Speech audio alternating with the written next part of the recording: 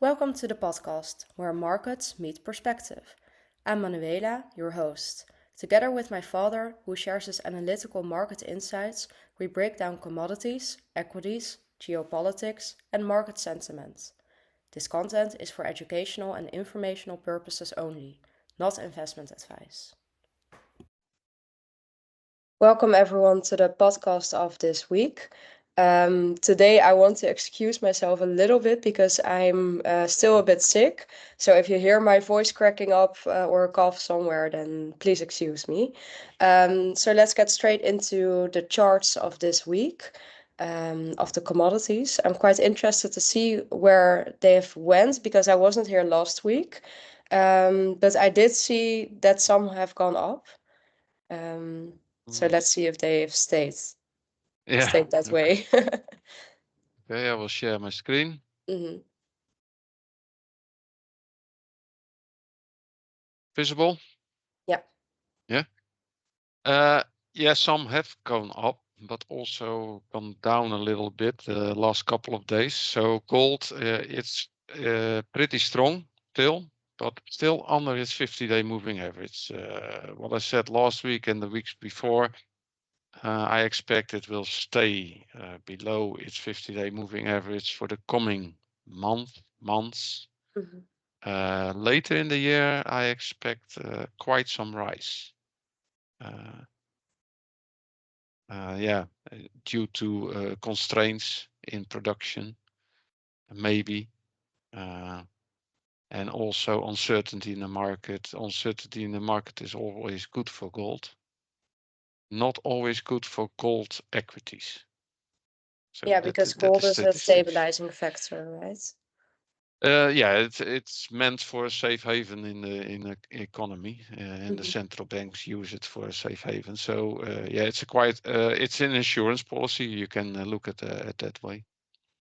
Silver is a slightly different story, but not for the chart. The chart is the same. It last week it was a bit above 50-day moving average, but I think I said yeah. It's not my expectation that it will rise a lot, and it did not, to be honest. It dropped down again. And I also said it's depending on what gold does, and gold is below its 50-day moving average. So I expect also for silver, it will stay below its 50-day moving average. Um, but I have still very high expectations, even higher expectations for silver in the long run. Yeah, I expect next week I will write an article probably about silver, how tight it is, and how it runs in deficit Mhm. for years and also years to come. So I expect very high prices in the later part of this year. That's all expectations based on what I see now. So yeah, maybe in a couple of months it's different.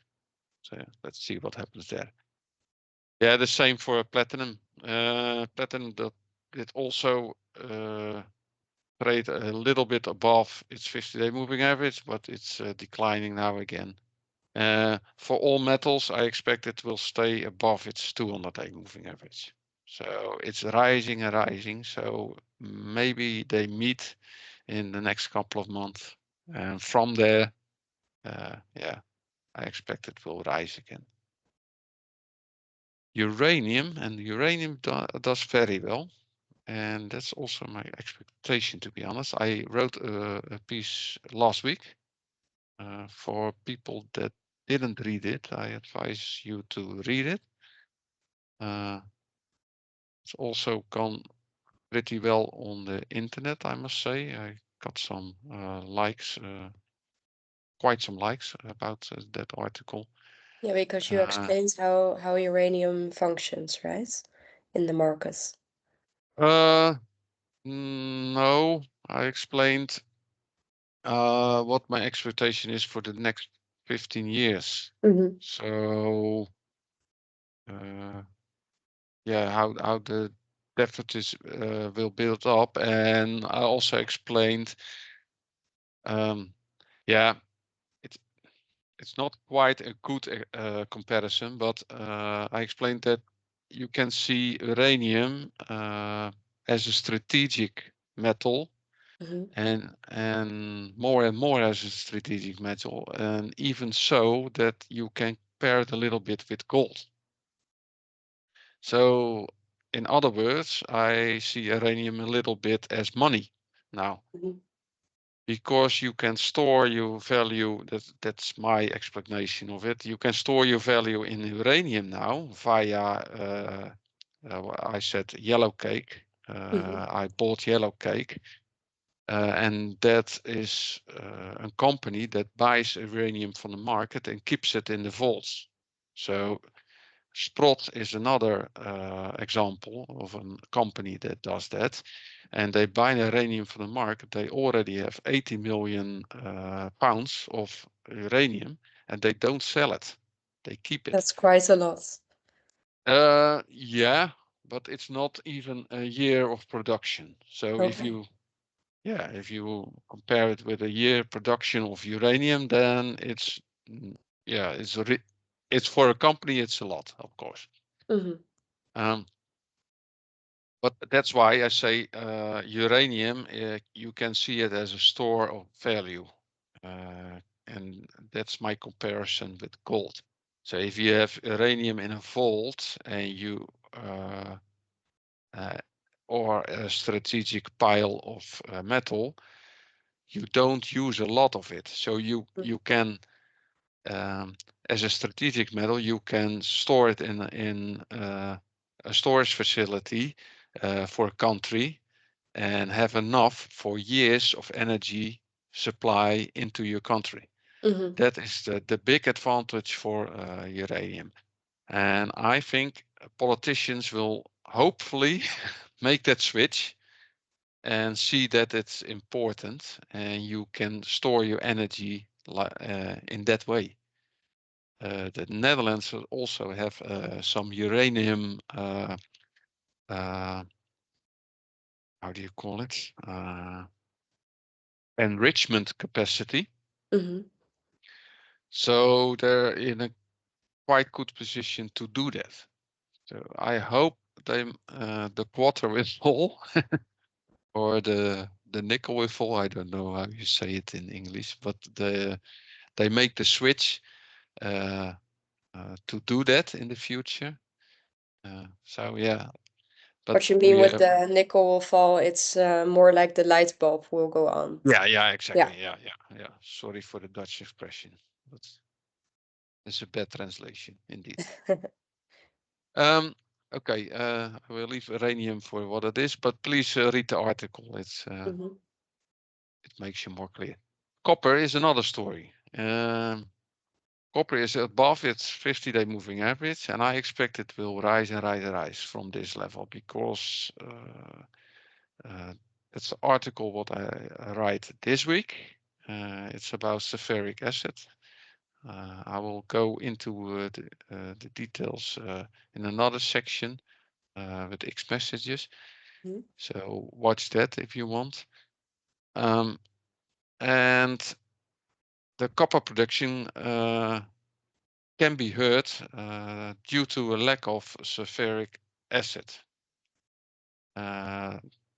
China put a ban on it. I will go into with the X messages. So, but the copper production needs the sulfuric acid to make copper.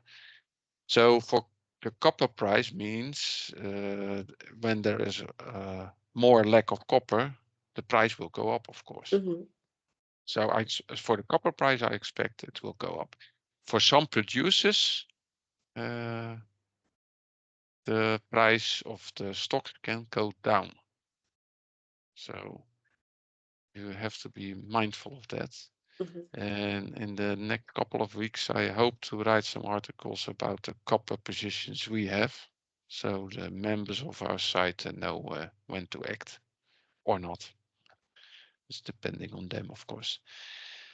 Enough about copper. So tin, I always liked tin, and I like it even more this week. It's above his 50-day moving average again.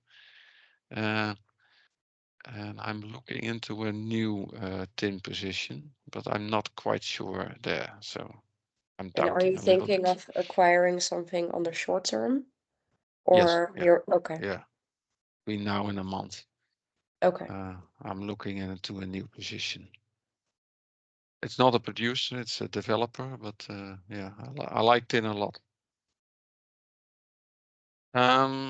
Then oil, and that's going up again, and that's because of the closure of the Strait of Hormuz. Yeah, it's going back and forward, then it's closed and not, and now it's closed again, and America said we close it, and also Nobody Iran knows at this says point. we Yeah. we we close it, and nobody knows, and they want to have peace talks, but then the Iranians says, yeah, we don't want to have peace talks, and yeah, it's quite complicated what is going on there. So, but yeah, I expect the crude price will rise from this point because Mhm. it's the situation is only getting more precarious. So, yeah. And the same applies of course for yeah, American crude.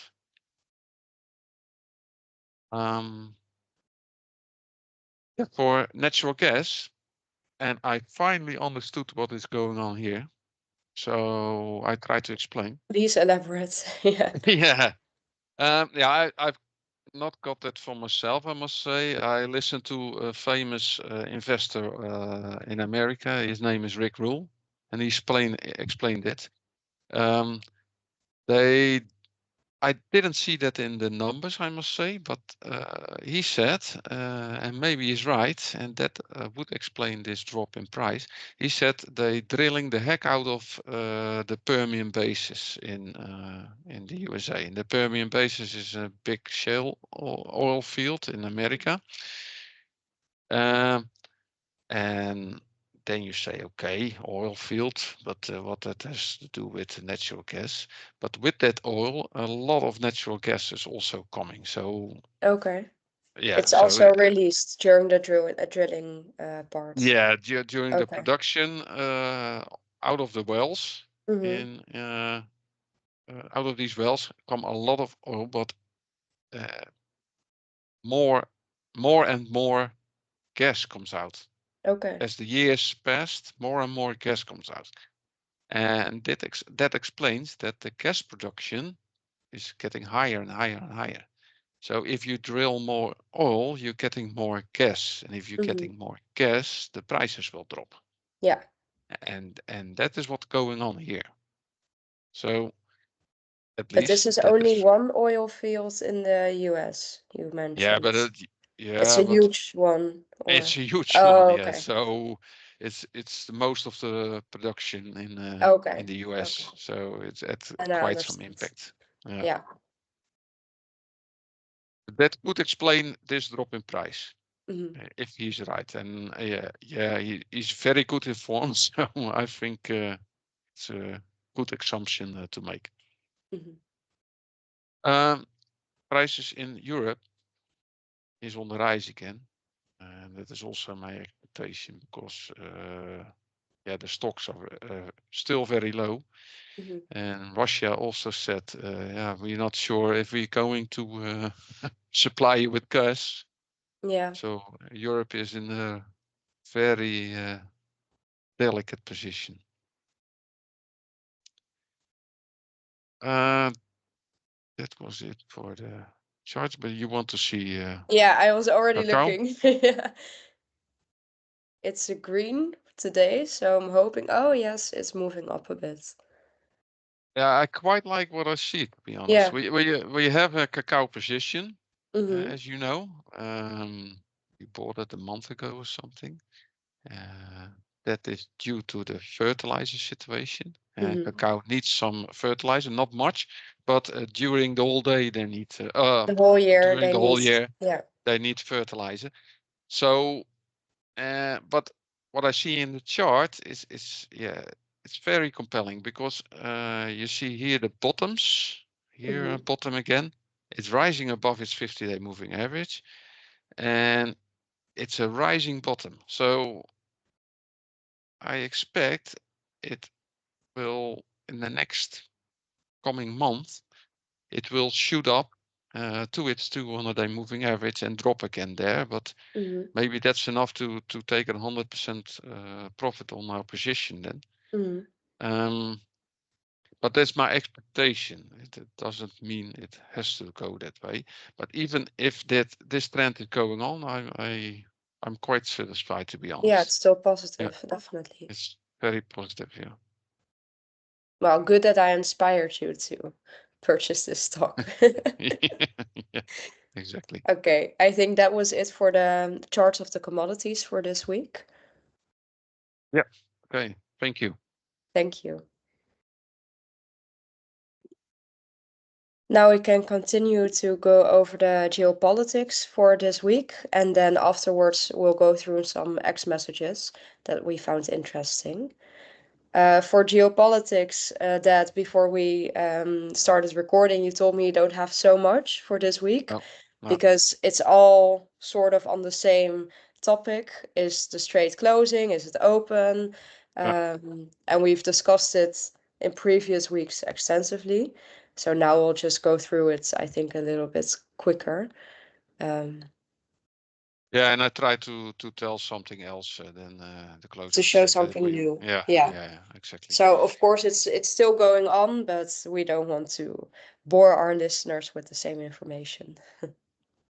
Yeah, but I must say it's the most important event of this decade, and Yeah. maybe even if from this century. So people have to take that in mind. The implications of that will be huge, huge, huge. So I share my screen.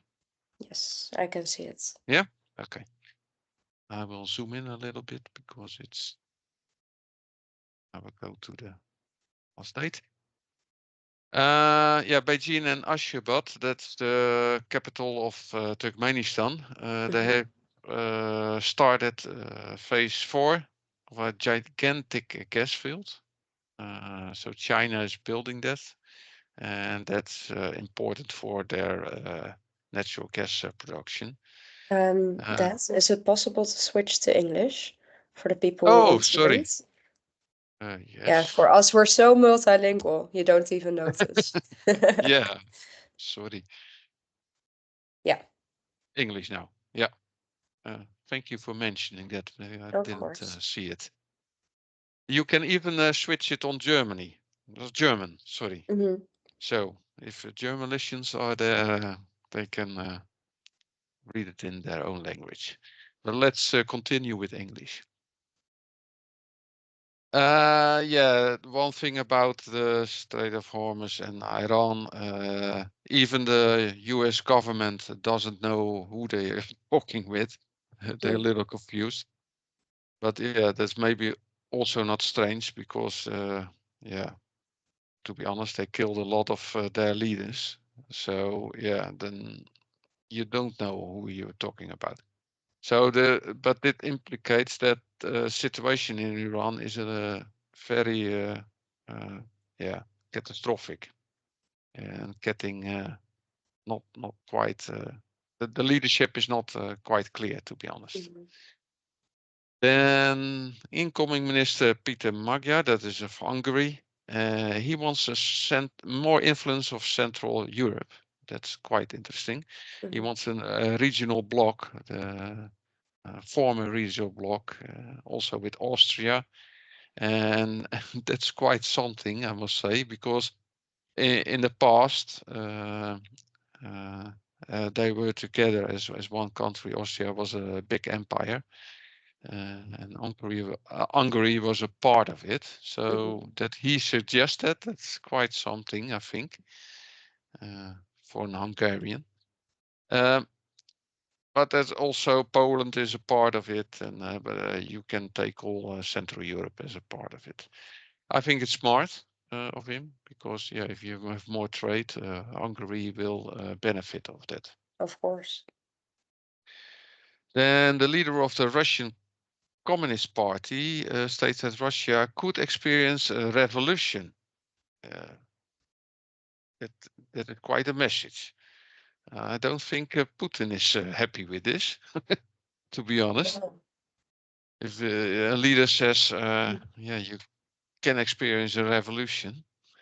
So let's see what happens there. Then the truth pipeline is still an issue. And now Russia is halting the transit of Kazakhstan oil. Um, and that also going to a German refinery, that is a Schwedt refinery. So they can have some issues. We already know that kerosene is quite hard to get. Yeah, it's on no supply at the moment. Yes, some flights being cancelled due Yeah. to that. And if the Schwedt refinery doesn't get oil, you can expect that also in Germany. And also diesel shortage is coming. Yeah, that was basically it for the geopolitics. Yeah, if There are people are some other. interested, yeah, there are some other texts to explain what has been happening over the last week. If people are interested, they can always view the website. Yeah. For now, Yeah. let's go over to the X messages. Yeah. I want to show you something else Oh, okay, of course. first, if I can. Oh, sorry. No.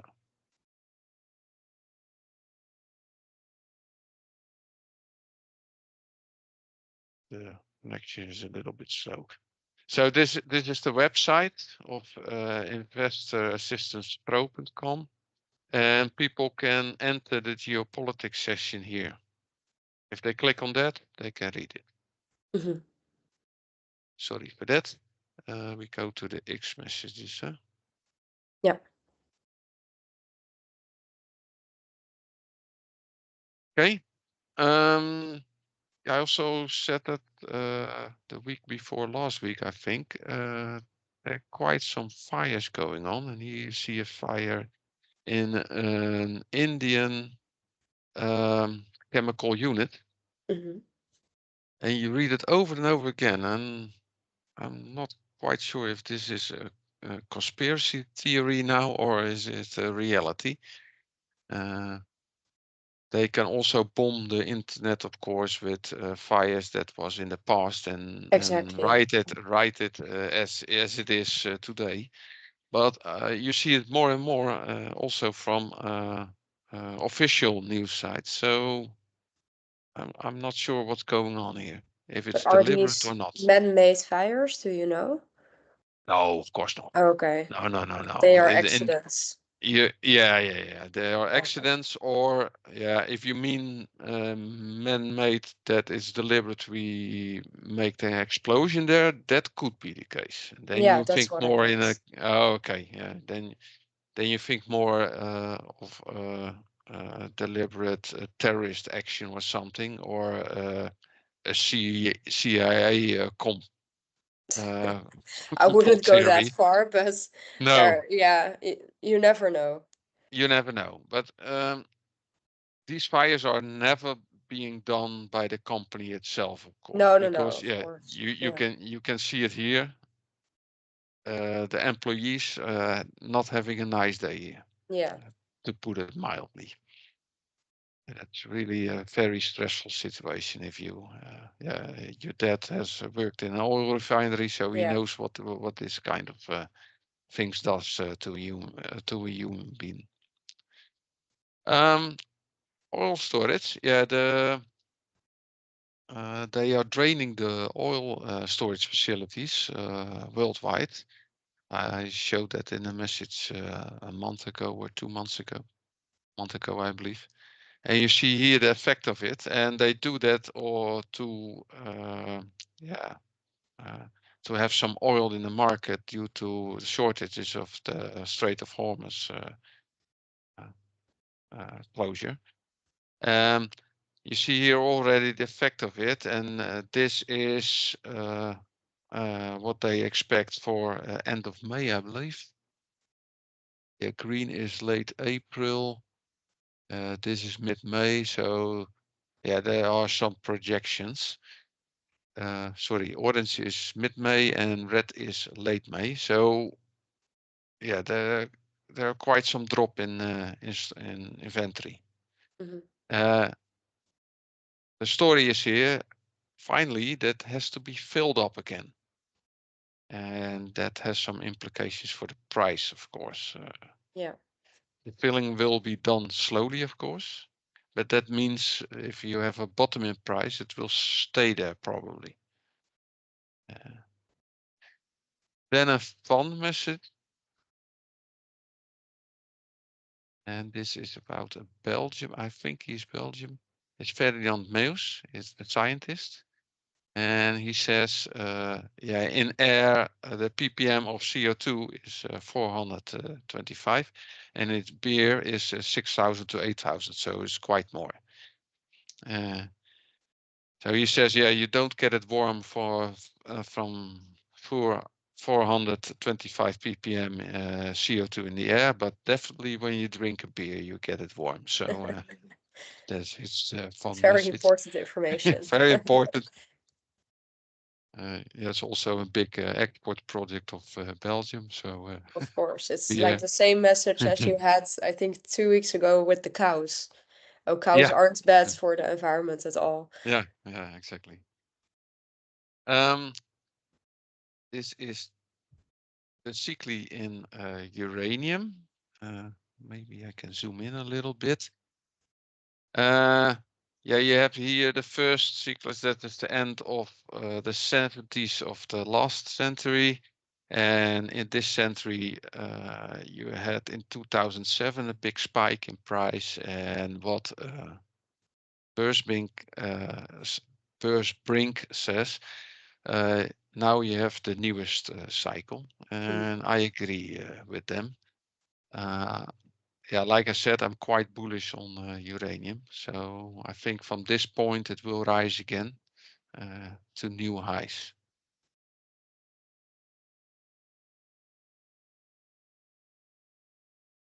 Then H2SO4, that's sulfuric acid.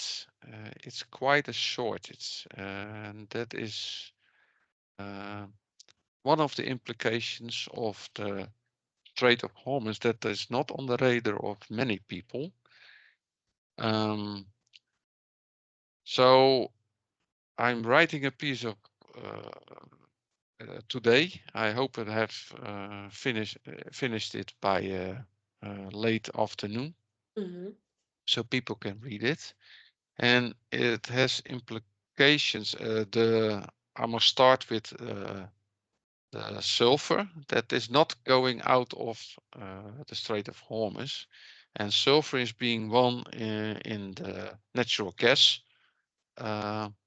production and in the oil production.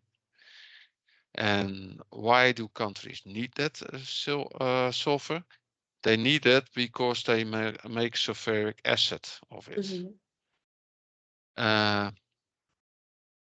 In the Middle East countries, they have very good sulfur to do that. So you need a very pure sulfur, and they have that in the Middle East, and they ship it to, for example, China. China already said, okay, we have an export ban of sulfuric acid, so they make it of the sulfur. It's quite yeah, a difficult process, and you need some good factories to do that. And China is a big delivery producent of sulfuric acid, and they say, okay, sorry, we are going to need it for our own industry, and we expect a shortage of it, so we So cut they're the not export. exporting anymore. Yeah. And that has huge implications for other industries that need that sulfuric acid. Craig Tyndale, and that's a Australian writer, a very good writer, I think. I like him a lot. And he wrote an article about this, and I used it, parts of that article also in my article, and it has huge implications because you need sulfuric acid, for example, uranium production, for copper production. And with copper production, you have silver production. So it has implications of metal productions in general and in certain processes. So you have to know, as an investor, what to look at. So I'm shortly looked at our portfolio, and I'm gonna tell my writers, my members, readers, that are members of paying members of the site, that I'm all next week I will sell one of our stocks due to this.